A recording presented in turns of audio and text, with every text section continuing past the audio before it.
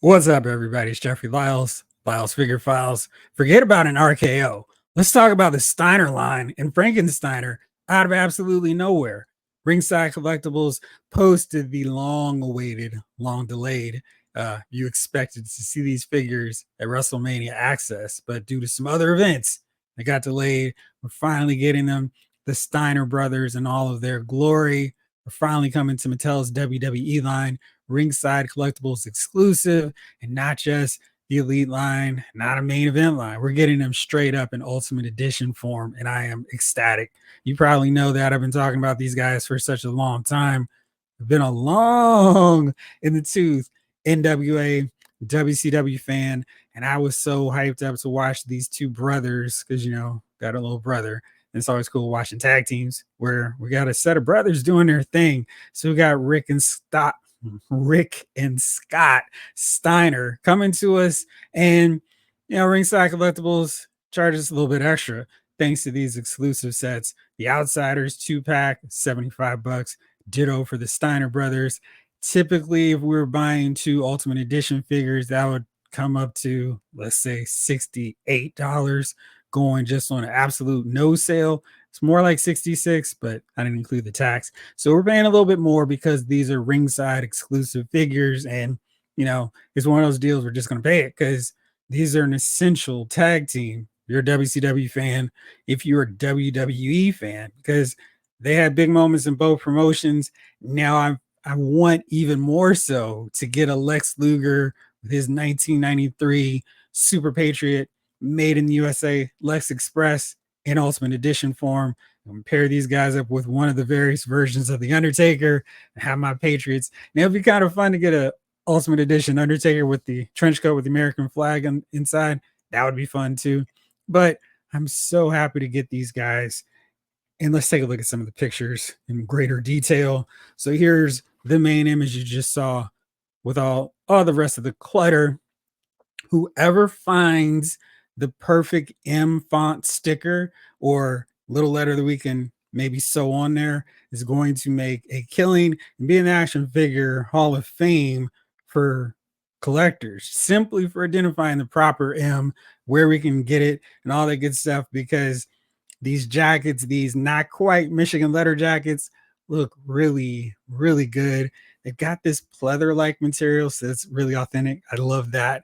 And I'm just digging the whole look of these things. They look like they're going to fit really well, not a big, puffy, oversized quality to them.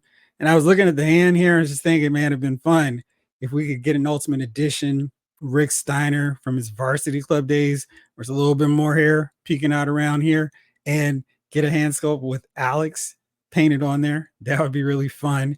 And Scott looks good. I think they did a nice job with the younger, more innocent looking Scott Steiner head sculpt. We got this really expressive one for Rick, so I dig that. And the colors they went with make a lot of sense. I feel like this is the default look that we've gotten for Rick Steiner, the numbered look. Braun Breaker's figure has this as one of the versions. So this has just become a Rick Steiner attire. Again, definitely wouldn't mind getting more Ultimate Edition versions of Rick, especially because he wore so many cool, colorful outfits. And we've got the ball rolling here. We got Rick. Maybe we can get a Dr. Death. Maybe we can get a Captain Mike Rotunda, get the full Varsity Club. They've got the leather jacket mold now. Let's get some more of these guys in there. And then here we got them. Oops, I did the wrong way with that. Blow up. So we got them jackets off. You can see he's got his tattoo, and that looks pretty darn accurate from my look. We got the butterfly shoulders, which are going to be so key for executing the perfect Steiner line. And I think these legs might be a little bit too skinny for the Steiner brothers, but I'll work around it. And the important thing, of course, is being able to get a really good pop for that Frankensteiner. And I don't know if I love this head sculpt so much for Scott. Kind of looks like he wants to ask a question, and sort of kind of looks more like Kurt Angle wearing a Rick or Scott Steiner headpiece than Scott. But again, great head sculpt on the dog face gremlin himself.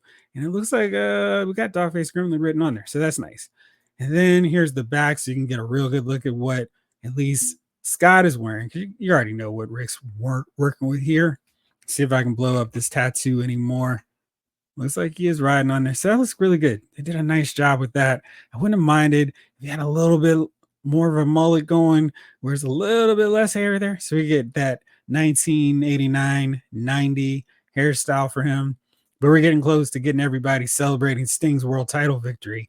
And these guys were so essential, so major for that big moment in my favorite wrestler, who's not named Bret Hart's career. And let's take a look at all the extras, the goodies here we've got lined up for the Steiners. I think the smiling one's another solid head sculpt for him. So it's just this confused one that gives me that Kurt Angle vibe. And I think they went with a really colorful attire for Scott. And it looks like he's not going to have any problems in terms of, he's too small. And it looks like the part choices for his torso are fine. I think you're seeing the skinny legs show up a little bit more so with Rick, simply because he's got that torso that looks a little bit wider than Scott's. I think the hand sculpts make a lot of sense for these guys. And of course, the leather jackets. I love this barking head sculpt for Rick. That's great. He looks intense. We got the smiling one. So this is the, I'm here in the WWF,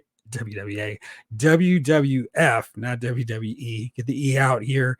And I'm calm and serene. I'm not the clueless, hapless guy that I was in the NWA. And these guys are so essential and so necessary to my collection. I am ecstatic to get them. And just to give you a little sense of what their reference photo is, we got it right here. So you can see Rick's leg should be a lot thicker, but that tattoo detail is perfect from at least what I can see there. And we got that with his right shoulder. And then we got Scott's outfit pretty much exactly. So you can see exactly what they were going for. I think the hair sculpt with Scott is dead on. Maybe he could use a little bit of bang action. That's a little less thick. I always think that's a tricky thing for the sculptors of wrestling figures to do. It's more like a little tuft of hair, not so much a full-on, full sloped brow thing going. But here you go. I think they did a really nice job of matching up with this image right here. Maybe that singlet could be a little bit lower on Rick. Let's see. It looks about the right size or about the right length. Maybe it could be a little bit more pronounced. I dig that they included the chest here though. So, I mean, they could only botch this so much for me to go, I'm not buying this. No way. I mean, this was pretty much as guaranteed a purchase for me as ever did exist. And I still really wish Sting would just say, listen, I'm still loyal to AEW, but I just want a Legends contract just so Jeffrey Lyles can get an Ultimate Edition Sting and all the various versions of Surfer Sting. Maybe I even throw in a couple of those Crow Sting looks for him. But man, can you imagine an Ultimate Edition Sting next to these guys, next to a hopefully soon Ultimate Edition Lex Luger? We already got a Ric Flair, so we're really solid.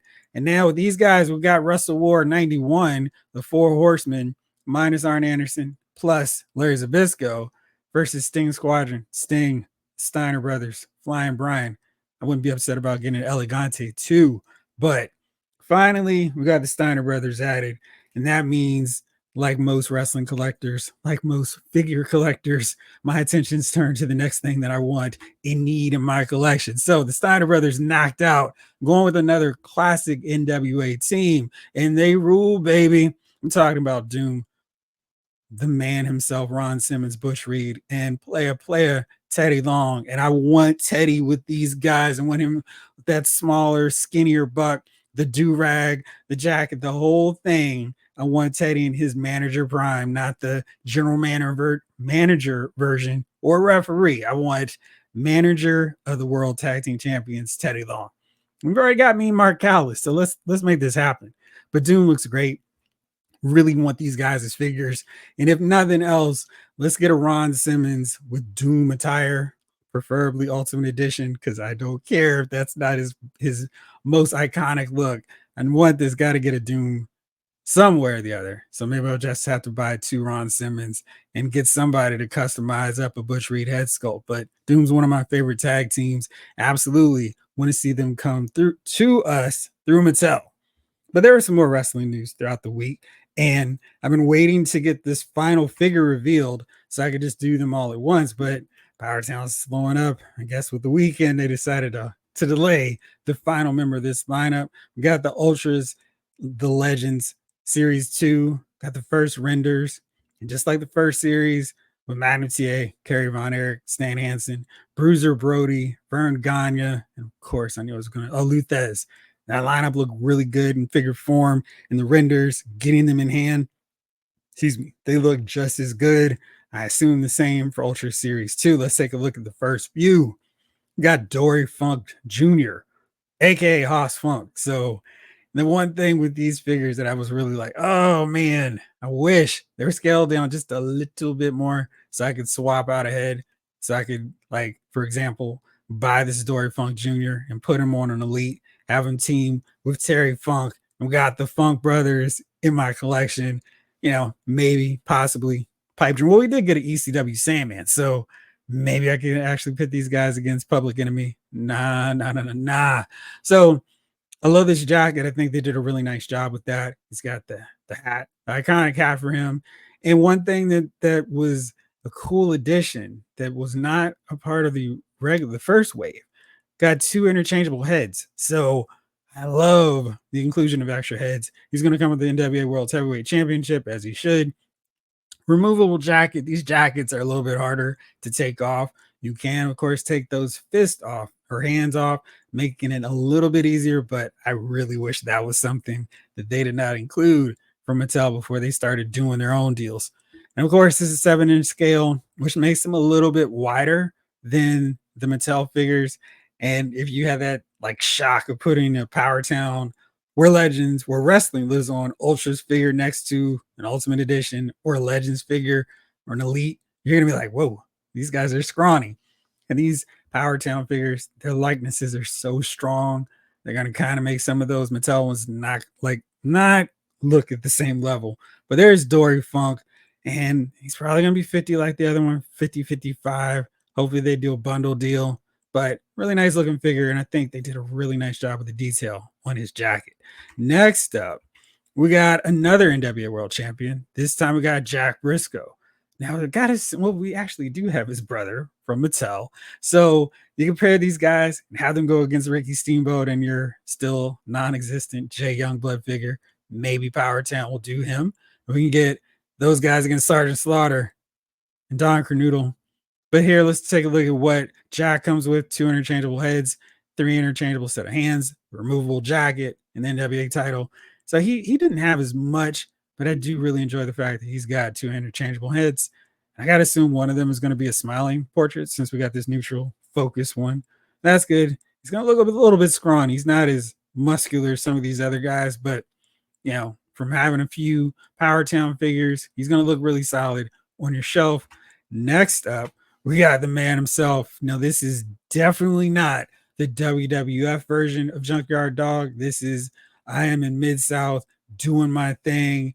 I mean, maybe one of his interchangeable heads will be the Stagger Lee head sculpt, but this is great. I love how they pulled off that hair. It's a little bit thicker than the close shaven version we've gotten in the WWF figures.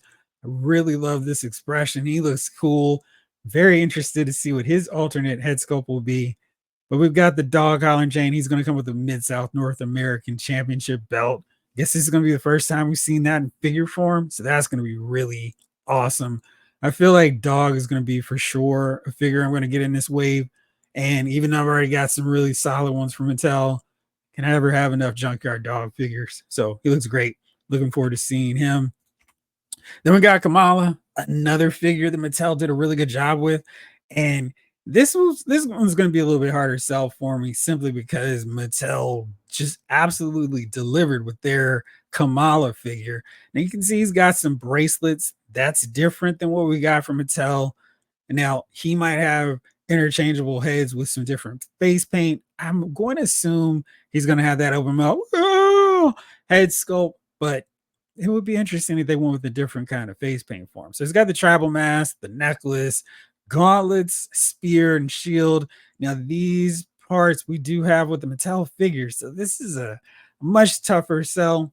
Curious about what this material is going to be. Is this plastic? Is it a soft goods deal? Kamala is probably not one that's going to be too much of a pain to work with his articulation, but I think it could stand to be a little bit wider. I think they did a nice job with the belly and that paint on his chest actually looks like it's painted on and just kind of smeared. You can see it's not quite even and pristine, which we've seen with some other figures, other companies doing Kamala where it's so perfectly painted. This looks like he actually painted on or had someone else do it. Last, we got Chief Wahoo McDaniel. I think this is the first time he's getting a figure too. So there's another one. I'm like, all right, well, it got me on Junkyard Dog, got me on Wahoo. And now, like, this is such a pain to get these figures. It's just they're a little bit more. So I have to be more considerate in terms of which ones I get. Like, all right, can't get the full wave, but which ones do I need to get? Wahoo absolutely has to fit that bill. Again, another head, 3 interchangeable set of hands, removable headdress, so you can give it to your non-existent Chief J Strongbow. It's got a removable medallion, a leather strap. Now that is like a real leather strap, so I could use it for strap matches. Sign me up for 2. He's going to have the NWA US Heavyweight Championship belt. We've seen that before with Magnum TA, so I wonder if they're going to go with that more silver version, which would be pretty cool. And yeah, this one I'm really looking forward to because I just don't know if Mattel will ever be able to get him. I think the odds are if we see them in PowerTown or some other companies, this is the way we're going to have to get them. And he might be able to fudge in pretty well with your Ultimate Edition figures.